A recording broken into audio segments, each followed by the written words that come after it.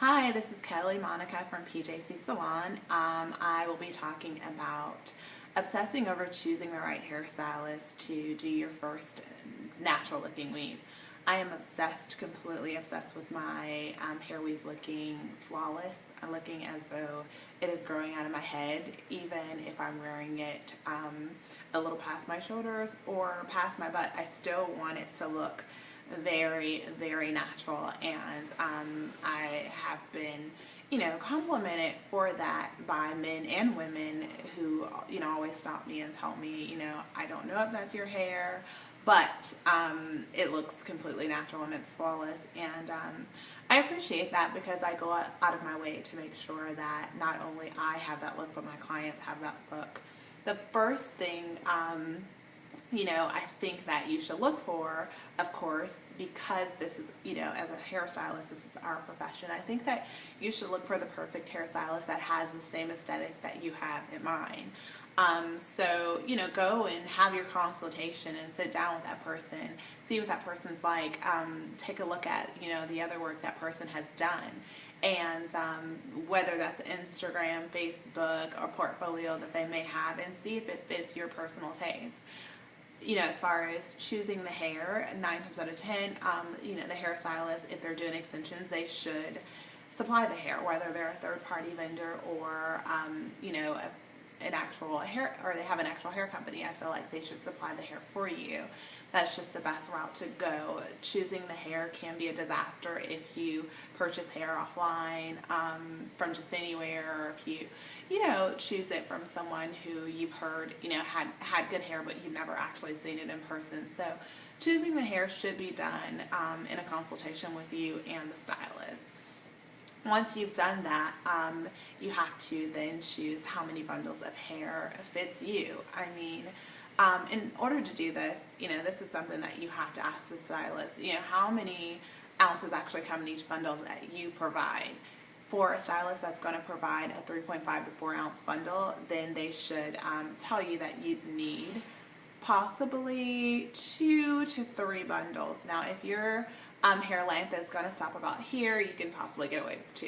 And if you're going longer, the longer the hair is, the less you lose as far as the ounces. So you may want to go ahead and go with 3. That's, your personal choice, but that's something that you want to do. Virgin hair always comes natural, so dyeing it to match your hair perfectly is key. If the hair coming out of your head, your leave out, as we say, if your leave out is black, don't leave the hair brown. Invest in, one step color and go ahead and dye it to match your hair perfectly. You will not regret it. The hair should be hair that you can reuse over and over and over again. So, definitely is the best investment. As for me, I like to wear my hair black, and black is low maintenance, but it also looks the healthiest to me, and it has a great amount of shine. So, that's just one tip. And then as far as putting it in, placement is key. Again, choose someone who you've seen their portfolio and, the hair has fallen around their client's head a certain way to where it looks like it's really cascading out of their scalp. And that's something that you have to take your time and do. Look at their portfolio, ask them questions. Don't be afraid to ask them, exactly, how do you install it? Would you bring it around my face? Is every install different for you? Just ask certain questions. No question's a dumb question. So don't be afraid to do that.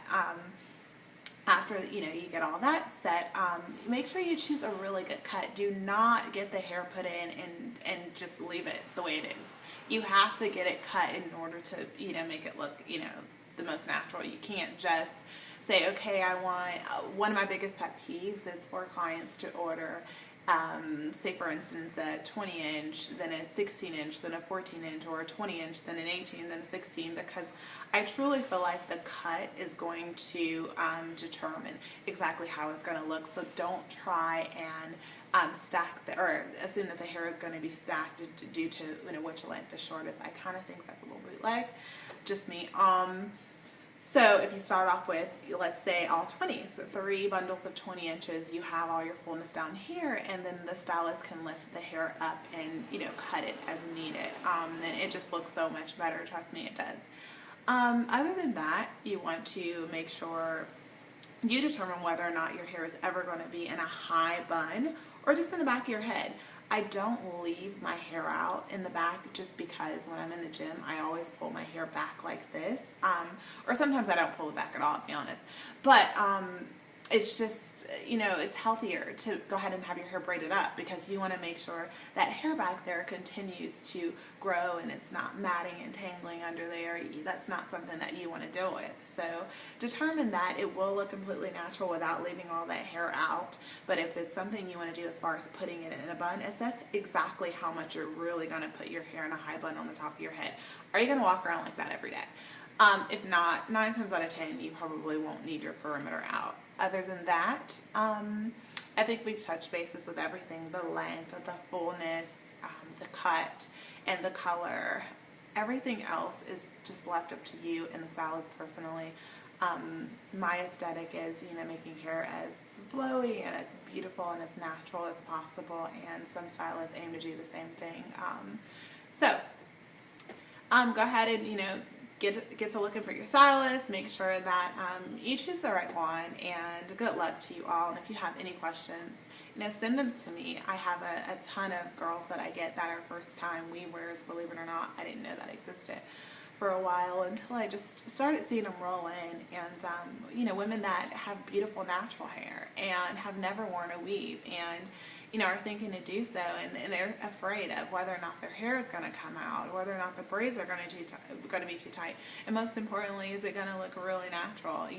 If your natural hair is really long and pretty, or if it's short and pretty, you want to kind of duplicate the same thing that you have going on, and just know that that hair is being put away so that you can take care of it. So that's always number one, more than anything. So definitely send me an email, Kelly at PJC Salon, if you have any other questions.